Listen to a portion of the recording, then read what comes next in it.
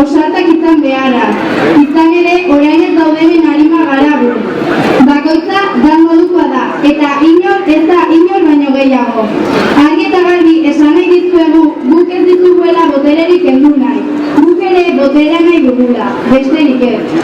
Emakumea edo gizona izan, berdin-berdina da.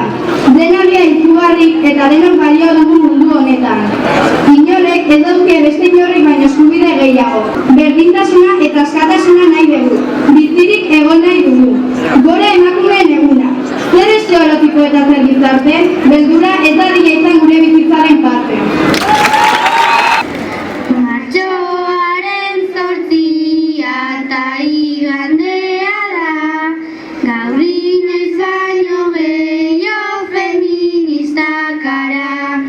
Ez geldirik geratu ez izanik kara, antolatu indarrak batu borrokara. Aurrean izango gaituzte, ez dira pasako, aurten ere borroka gaituzue. Gora borroka feminista!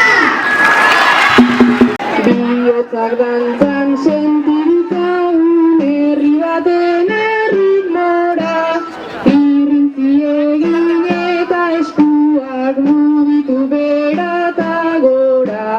Bihotzak dantzan sentitzaun